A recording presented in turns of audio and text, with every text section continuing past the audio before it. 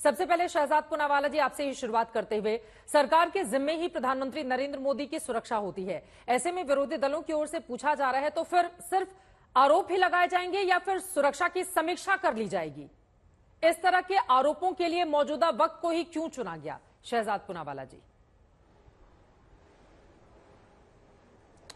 सबसे पहले चित्रा जी, देखें कितनी विडंबना की बात है कि जिस लोकतंत्र को, यूनाइटेड स्टेट्स को लोकतंत्र के इंडेक्स में सबसे ऊंचे रैंक में रखा जाता है, वहां के पूर्व राष्ट्रपति और राष्ट्रपति पद के प्रत्याशी, उन पर दिन दहाड़े गोली चलाई जाती है। और भारत जिसके लोकतंत्र के इंडेक्स में हर रोज गिरने की बात यही मंडली, यहां पर कुछ बैठी हुई मंडली बताती है, अनाउंस करती है, वहां पर नेता प्रतिपक्ष के रूप में केरल से लेकर कश्मीर तक वो यात्रा निकालते हैं। उन पर कोई पत्थर भी नहीं उछालता और नहीं उछालना भी नहीं चाहिए। और दोनों भाई बहन मिलकर कैसे गोले, बर्फ के गोले एक दूसरे पर फेंकते हैं, तो ये भी एक बात दर्शकों के सामने आनी चाहिए। देखिए, जहां तक सवाल है राजनीतिक हिंसा का, एक उसका एलिमेंट है सिक्योरिटी एस्पेक्ट का, ये बात बिल्कुल सही है। उस पर लगातार रिव्यू होते ही रहता है, उस पर लगातार जो डेवलपमेंट करना है वो करते ही रहती है सिक्योरिटी एजेंसीज। परंतु उसका एक पक्ष होता है संदर्भ, किस कॉन्टेक्स्ट में वो राजनीतिक हिंसा होती है। अगर आप देखें पूरी दुनिया में, नाइजल फराज हो, शिंजो आबे हो,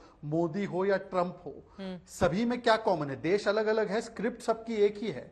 स्क्रिप्ट ये है कि जो वामपंथी इस्लामो रेडिकल वो कबाल है, वो ऐसा दुष्प्रचार, झूठ प्रपंच का एक ऐसा हवा खड़ा कर देता है अपने विरोधियों के लिए, जिसको कहते हैं डीह्यूमनाइजेशन, डीलेजिटिमाइजेशन एंड डीमोनाइजेशन। चित्रा जी, लोकतंत्र में एक दूसरे की टीका टिप्पणी करना, चलो उन्होंने कहा कि मोदी जी ने 5 गांव नहीं ठीक से उसको सुधारा, या हमने किसी और के ऊपर राजनीतिक टीका टिप्पणी की, ये जायज टीका टिप्पणी है। परंतु जब आप कहते हैं एक दृश्य के माध्यम से कि 10 सेकंड और ले लीजिए, कि संघियों का अस्तित्व ही नहीं होना चाहिए, उनकी जलती हुई हाफ पैंट दिखाते हैं, या जब आप कहते हैं कि ये हिटलर की मौत मरेगा या डैश डैश की मौत मरेगा या लाठी डंडे पड़ेंगे। इंडिया में तो एक कदम आगे बढ़कर नेता प्रतिपक्ष ने कह दिया कि ये व्यक्ति तो बाहर ही नहीं निकल पाएगा। नेता प्रतिपक्ष को जब वाराणसी की चप्पल फेंकने की घटना के बारे में पूछा गया तो उन्होंने कहा कि यह बिल्कुल जायज है, क्योंकि अब लोग डरते नहीं है। मतलब उनके भी परिवार में इस प्रकार की चीजें हुई हैं, मुझे लगता है कम से कम उस प्रकार से उनको यह बयान नहीं देना चाहिए था। तो ये जो डीमोनाइजेशन, डीह्यूमनाइजेशन और डीलेजिटिमाइजेशन किया जाता है, उसका सीधा परिणाम है राजनीतिक हिंसा। और ये तो हमने पटना से लेकर इशरत जहां का मामला हो, या जिस प्रकार से पंजाब की सिक्योरिटी लैब्स में हाउस द जोश कांग्रेस ने पूछा, तो उन्होंने बार बार उदाहरण दिया है कि मोदी से विरोध करते करते वो संवैधानिक पदों पर बैठे हुए व्यक्तियों की मौत की कामना करते हैं, जो हमने इमरजेंसी में कभी नहीं की। इमरजेंसी के दौरान एक व्यक्ति भाजपा का बता दीजिए जिसने, या एक व्यक्ति। शहजाद जी, आपकी बात महत्वपूर्ण है, लेकिन इसी से जुड़ा हुआ अगला सवाल ये खड़ा होता है, विपक्षी दलों में लोग बोल रहे हैं इस तरह की बयानबाजी नहीं होनी चाहिए यकीनन, लेकिन प्रधानमंत्री की सुरक्षा की जिम्मेदारी तो सरकार की है ना,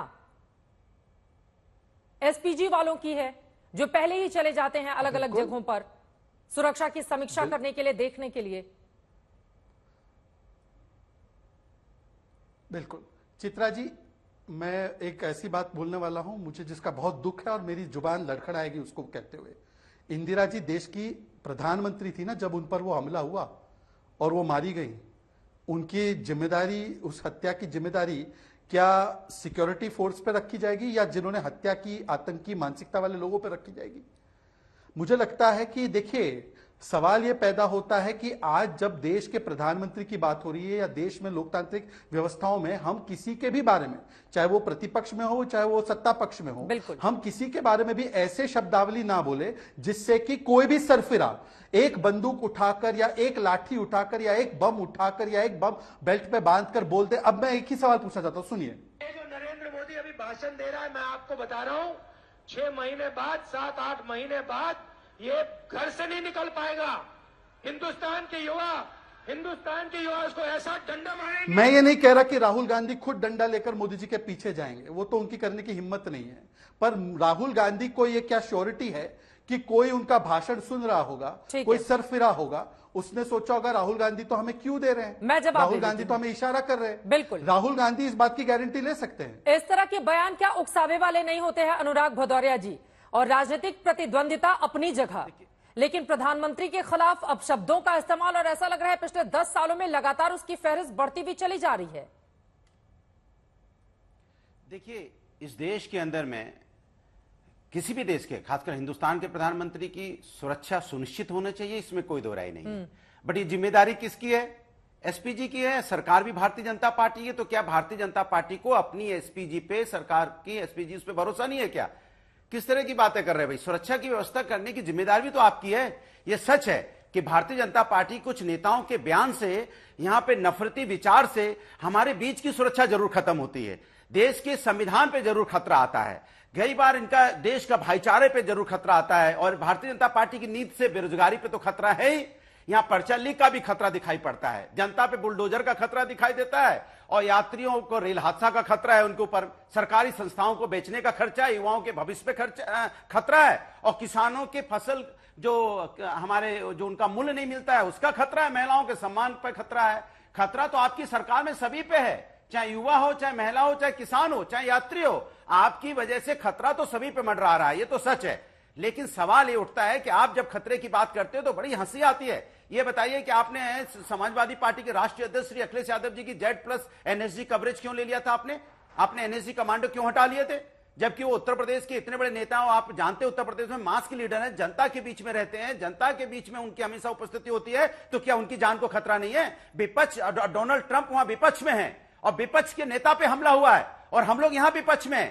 चिंता हमें है और चिंता आप सरकार अपनी करने लग गई।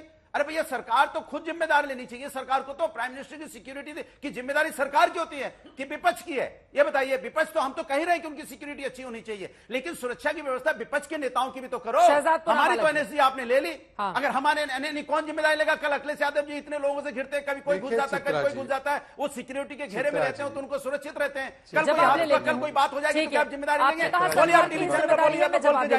समाजवादी पार्टी नेता किसी प्रकार की कोई बात होती है तो आप जिम्मेदारी लेंगे? हमारी NSG आप हटा देंगे, NSG कमांडो ले लेंगे, अपना लेके बैठे हैं। जनता के और लोगों की कोई चिंता ही नहीं है। शहजाद मुझे बोलने दिया करे। चित्रा जी, गलत बात है, वो 10-10 मिनट तक बोलते हैं, हम लोग 2 मिनट नहीं बोल पाते, आप चलाना शुरू करती है तो ठीक नहीं है ना। बराबर का समय दीजिए। हम 37 सीट लेके आए उत्तर प्रदेश के अंदर में, इन पे 33 सीट है। शहजाद बोलते तो आप कहते रहने दीजिए, भदौरिया जी रहने दीजिए, ठीक नहीं है।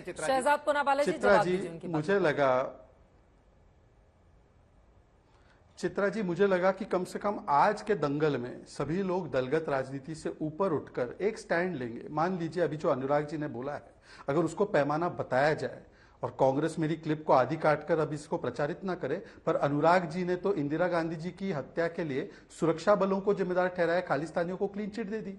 अगर उनका तर्क अपनाया जाए तो क्या हम खालिस्तानियों के समर्थन में आज बात रखेंगे क्या? हम तो कहते हैं कि इंदिरा जी को मारने वाले जो हत्यारे हैं वो देश के दुश्मन, वो मानवता के दुश्मन हैं, पर अनुराग जी आकर उनका जायजीकरण कर रहे हैं। वो कह रहे जस्टिफाइड है, सिक्योरिटी की चूक थी भाई साहब, सिक्योरिटी संभालनी चाहिए थी। ये ऐसे मत दीजिए तर्क। दूसरी बात मैं कहना चाहता हूं, देखिए अभी मैं हाल ही की घटना सुनाता हूं। ये वाराणसी में चप्पल फेंका गया, अब वो चप्पल बॉम्ब भी हो सकता था, वो चप्पल कुछ भी हो सकता था, ये राहुल गांधी कहते हैं। And you saw the other day, I think somebody in Varanasi itself threw a chappal on his car, right? So it's very clear. मैं अब आशुतोष जी भी दिख रहे हैं, बाकी सारे लोग, मैं किसी को अपमानित करने के भाव से नहीं, पर मैं उनको उनकी निष्पक्षता पर जोर डालते हुए पूछना चाहता हूं कि क्या किसी को भी एक लोकतांत्रिक व्यवस्था में किसी के ऊपर हमला किया जाए तो उसको जायज ठहराना चाहिए। और आशुतोष जी और बाकी लोग यहाँ पे महाज्ञानी लोग बैठे हैं, उनको याद होगा जब नेता प्रतिपक्ष थे एक प्रकार से मोदी जी, 2013 के पटना ब्लास्ट में, 10 सेकंड और पटना ब्लास्ट जब हुआ तो नीतीश जी हमारे साथ नहीं थे, उन्होंने अपने सारे कार्यक्रम रद्द किए और वो साथ में आए। परंतु कांग्रेस के बयान पता है क्या है? कांग्रेस का अधिकृत बयान दिग्विजय सिंह का था कि ये तो मोदी ने ही करवाया होगा माइलेज के लिए। उसमें फिर जाकर इंडियन मुजाहिदीन के लोग कन्विक्ट हुए NIA कोर्ट के द्वारा। मैं जवाब ले लेती हूं, जहां वाला मामला भी याद होगा।